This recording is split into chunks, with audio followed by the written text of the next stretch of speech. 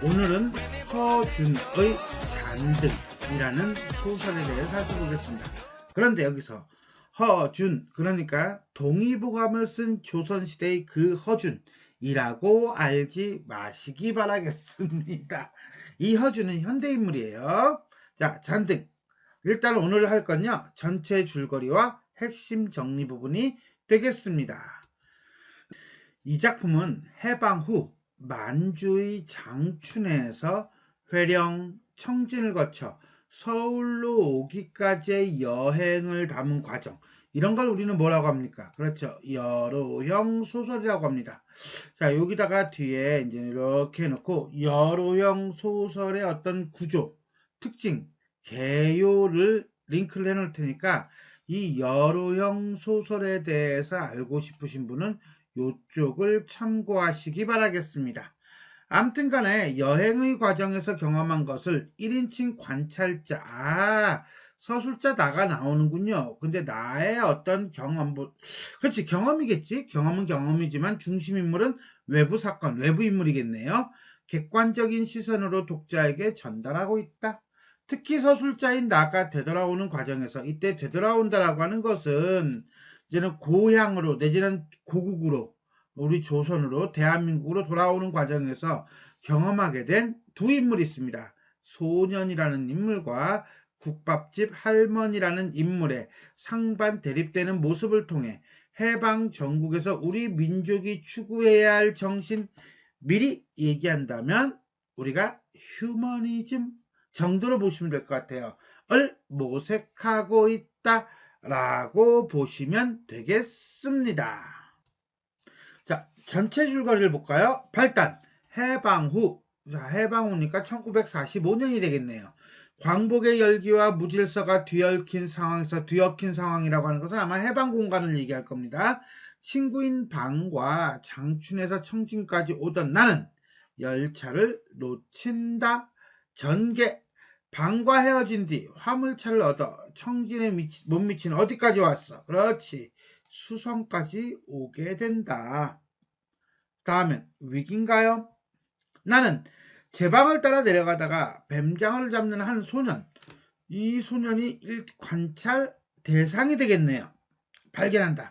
요 대목이 시험에 모의고사라든가 이런 쪽에서 자주 나와요. 이 소년은 해방 전에 뱀장어를 잡아서 일본인에게 팔았었는데 얼마 전 숨어있는 돈 많은 일본인이 도망가는 것을 한국인들에게 알려 일본인을 잡을 수 있게 한다. 나는 그 소년이 일본인들에 대한 무엇을, 분노의 감정, 우리가 흔히 적개심이라고 하죠. 분노의 감정을 가지고 있는 모습을 망연히 바라만 본다 라고 하는 거 보니까, 이 망연히 바라본다 라고 하는 측면에서는 약간 부정적으로 바라보고 있는 것 같아. 누구를? 소년을. 자, 계속 갑시다. 절정 볼까요? 방을 만나려고 청진역까지 왔어. 여로형 구성을 그대로 따르고 있죠. 그죠? 국밥 장사를 하고 있는 어떤 할머니를 만납니다. 자, 요 할머니, 좀 전에 봤던 소년에 대한 장면과 이 할머니에 대한 장면, 요게 참 잘 나와요. 둘이 대립적인 인물이거든요. 이 대립적인 인물을 통해서 주제를 구현하고 있다 라고 보시면 돼요. 할머니는 갓 서른에 남편을 이었고 독립운동을 하던 아들마저 감옥에서 잃은 사람이다. 불행한 삶을 산다라고 볼 수도 있겠네요. 그런 불행한 과거에도 불구하고 할머니는 잠깐 just in the moment. 자, 여기서 우리는 아까 그 봤던 소년과 다른 점입니다. 난민들에게 너그러울 뿐만 아니라 일본인들에게 원한과 저주를 넘어서서 관대하고 동정적인 태도를 보인다. 나는 할머니에게서 인간 애와 희망의 넓고 아름다운 시야를 발견한다. 이게 주제겠네요. 결말 부분 봅시다. 방을 만나 열차를 타고 청진을 떠나는 나의 머릿속에는 국밥집 할머니, 그렇지, 소년은 없어 이제. 황량한 폐허 위에 퍼덕이는 한 점의 먼 붉은을, 즉 잔등으로 새겨진다. 자, 여기서 잔등이라고 하는 건 아주 환한 등불이 아니라 가물가물하는 아주 희미한 등불을 얘기할 거예요. 자, 그렇다면 왜 하필이면 화려하고 밝고 환한 등불이 아니라 희미하고 가물가물하는 등불일까? 그것은 이 암담한 현실에서 그러한 등불이 어떤 희망의 빛이 된다. 뭐 이런 의미가 아닐까요? 이런 건 조금 더 뒤에 가서 한번 살펴보도록 하겠습니다. 어쨌거나 저쨌거나 저쨌거나 그쨌거나 간에 자, 발단 전개 위기 결정 결말 전체적인 줄거리를 한번 살펴봤습니다. 자, 그러면 이제 핵심 정리를 한번 하도록 하겠습니다. 중편 소설이고요. 사실적이다. 좀 전에 봤듯이 1인칭 관찰자 시점이다. 해방의 감격과 무질서를 뛰어넘는 새로운 인간 질서를 모색하고 있다. 라고 보시면 돼요. 일단 기본적으로 좀 전에 얘기했던 여로형 구성을 띠고 있다. 자, 여로형 서사구조. 자, 요거 여기 뒤에다가 한 번 더 링크를 걸게요. 아니면 맨 뒤에다 걸까? 그럼 맨 뒤에다 걸어도 되겠고, 그렇죠? 자, 여정을 따라 사건이 발생하고 종결되는 이야기 구조다. 그러니까 기본적으로 여정이라고 하는 어떤 시간의 흐름이 나타날 수밖에 없어요. 자, 이 작품에서는 우리가 암봉선을 택하지 않고 이렇게 먼 길을 돌아오는 이유로는 이쪽이 비교적 안전하다는 경험자의 권고도 있고, 그 다음에 뭐해? 일단 때를 벗고 가자 한 유혹이 아닐 수 없었던 것이다. 한마디로 이러한 여정을 선택한 이유가 두 가지 나오네요. 첫 번째는 안전이었고요. 두 번째는 때를 벗고 가기 위함이었다. 라고 볼 수 있겠습니다. 이렇게 하면서 시작부터 뭐합니까? 이게 여로형 구성이라는 것을 보여줍니다. 자, 그럼 여로형 구성. 와우. 만주, 회령, 수성, 청진, 그리고 서울로 가는 기차를 탑니다. 그러니까 서울은 도착한 건 아니니까 여로에서는 좀 빠질 수 있을 것 같아가지고 청진 1, 청진 2 이렇게 잡았어요. 일단 첫 번째 만주, 해방 후 광복의 열기와 무질서가 얽힌 상황에서 징용에 끌려온 나는 몇 인칭이야? 1인칭이야. 친구 방과 함께 귀국길에 오른다. 두둥 회령까지 왔나요? 어우, 이런 사건이 하나 터졌네. 군용기차를 놓친 나는 화물차를 얻어 타고 어디로 향한다? 수성으로 향한다. 그 수성까지 와서 수성에서 나는 한 소년을 발견합니다. 그 소년과 대화를 나누면서 일본인에 대한 분노의 감정을 가지고 있음을 알게 됩니다. 요 대목이 잘 나온다고 그랬죠? 그 다음에 청진으로 갑니다. 방을 만나려고 청진역까지 왔을 때 어떤 할머니를 만난다. 자, 이 할머니, 요 할머니도 체크 들어가겠죠, 그죠? 할머니의 사연을 듣던 중 나는 할머니에게서 무엇을 인간의 휴머니즘과 희망의 넓고 아름다운 시야를 발견한다. 아마도 요 부분이 주제를 드러내는 부분이다 라고 볼 수가 있겠습니다. 어쨌거나 그쨌거나 간에 청진역에서 나는 방을 만나고 서울로 향하는 기차에서 할머니 가게의 어렴풋한 등불, 이 어렴풋한 등불에는 인간애가 있겠죠. 어렴풋한 등불에는 희망의 넓고 아름다운 시야가 있을 거야. 물론 제목 잔등이 되겠네요. 을 본다 라고 보시면 되겠습니다. 두 번째, 상반된 성격 하는 거 보니까 할머니와 그 다음에 소년과 할머니겠네요. 그러면서 해방을 맞이하는 태도에 대해서 살피고 있다라고 보시면 되겠습니다.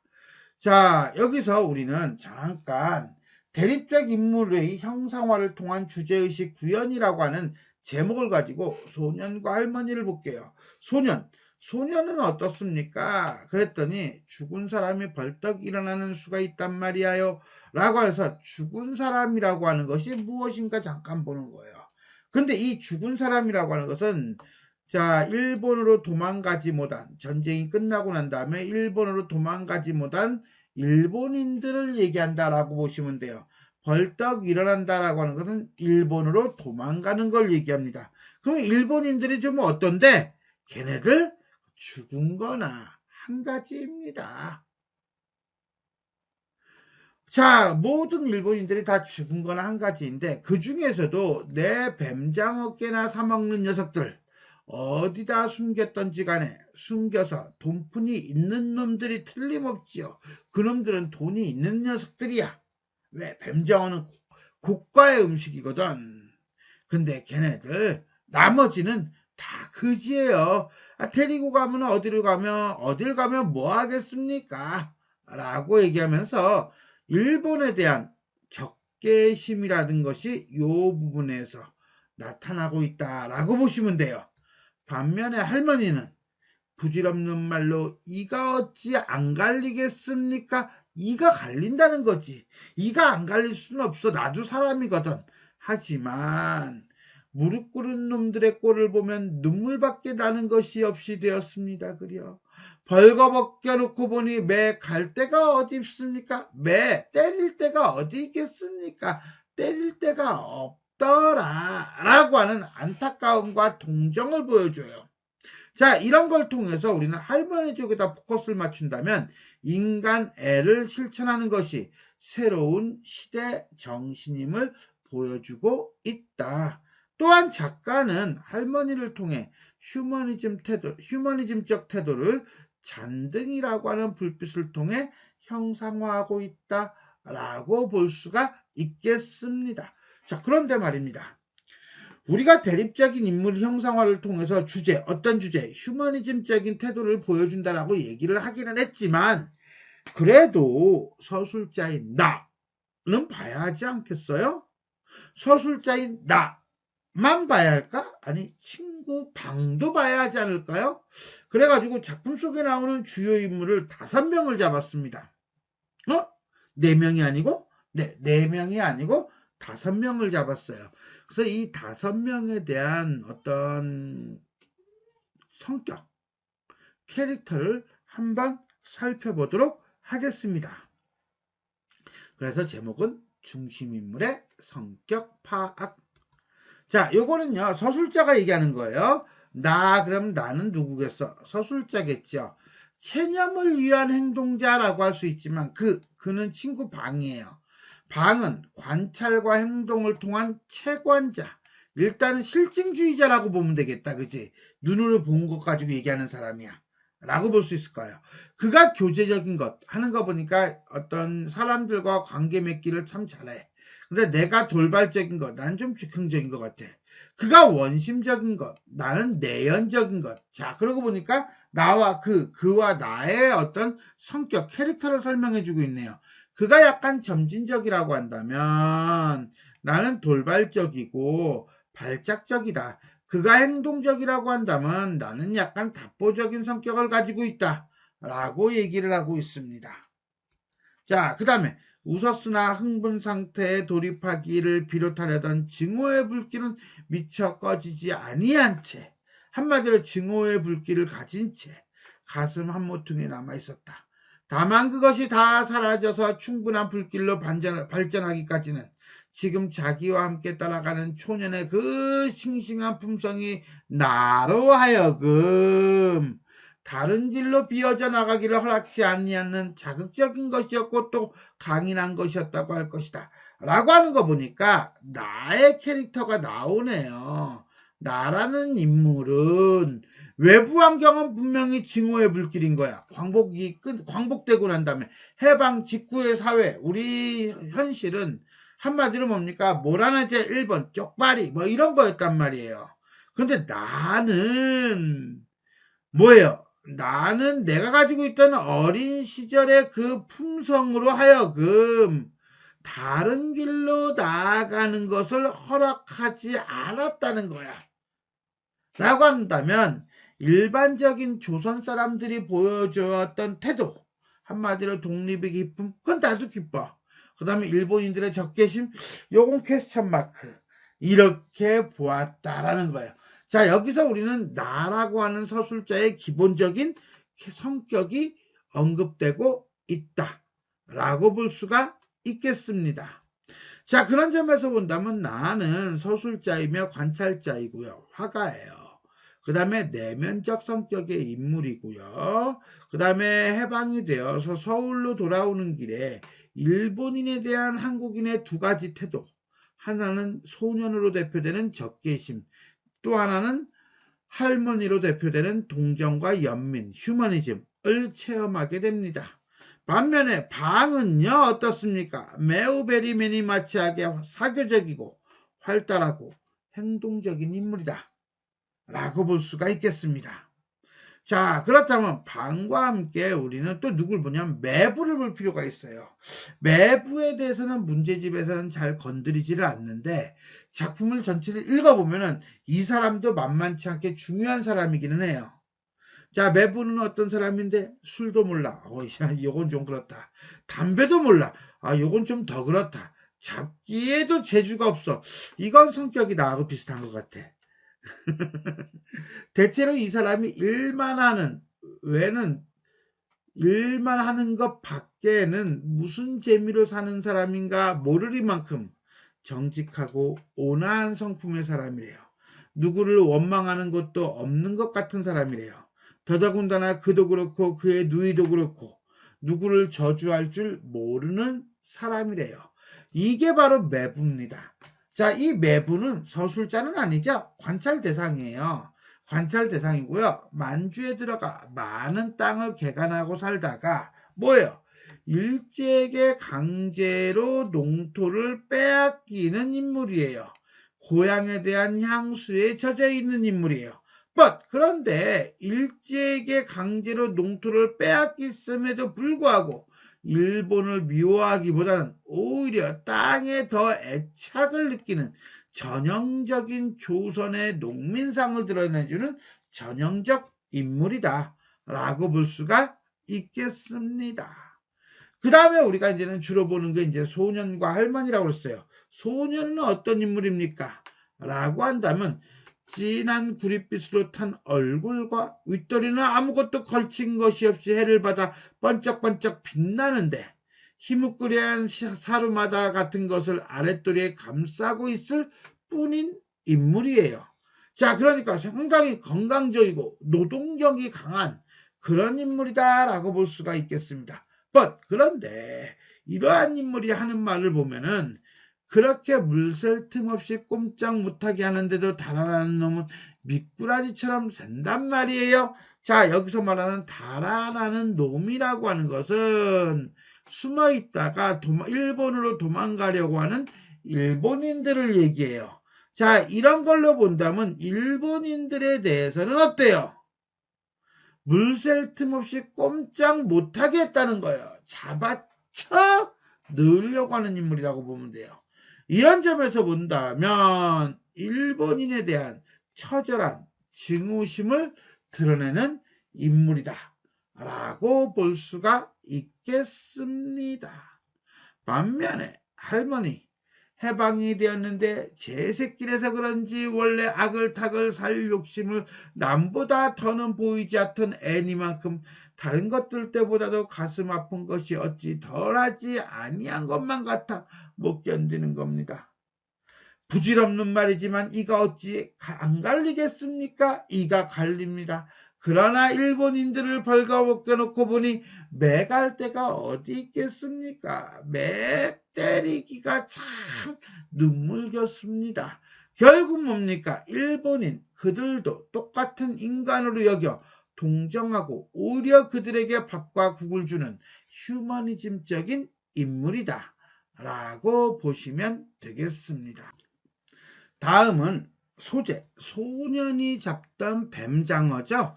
이 뱀장어의 의미를 봅시다. 뱀장어, 삼지창 끝에 박혀있던 장어의 대가리는 옥신각신 진탕으로 이겨져서 여지없이 된 데다가 뛰는 때마다 피가 풍겨져 나오는 부분이 모래와 반죽이 되었는데도 불구하고 이 세 장의 동물은 그 전신 토막토막이 전수의 생명이라도 되는 듯 잠시도 가만히 있지 아니하였다. 살아나려고 발버둥을 하는 거죠. 어느덧 물 언저리까지 접근하여 가서 한 번 더 뛰면 물속으로 뛰어갈 수 있게까지 된 것이 아니겠는가? 되게 생명력이 강하고 도망가려고 하는 어떤 모습이 강하게 드러나는 존재예요.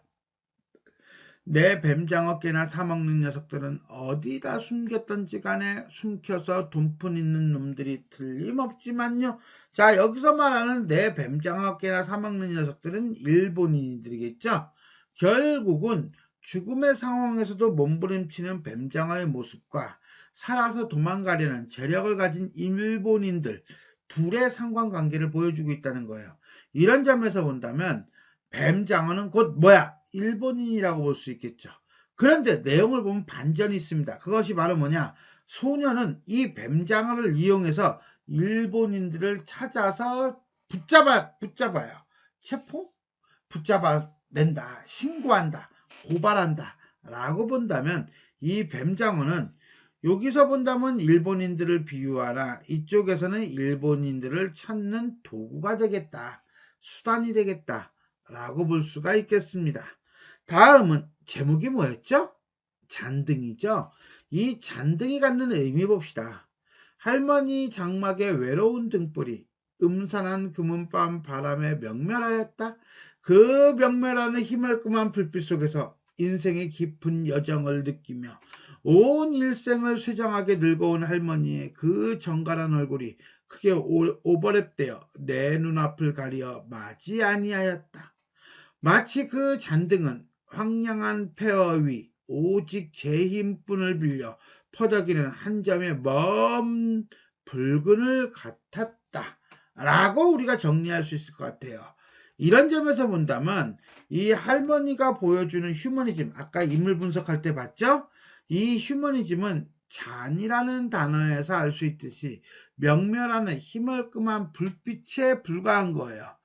그러나 이것은 해방 이후 우리 민족이 겪고 있는 음산한 금은밤 바람과 같은 혼돈 무질서의 현실에서 밝혀주는 무엇과 같은 존재이다. 등과 같은 존재, 즉 광명과 같은 존재이다 라고 보시면 되겠습니다.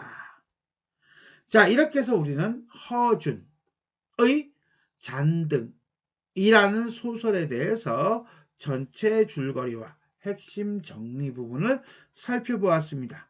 지금까지 내용이 도움이 되셨다면 좋아요와 구독 버튼 눌러주시고요. 알람 설정 부탁드리겠습니다. 수고하셨습니다.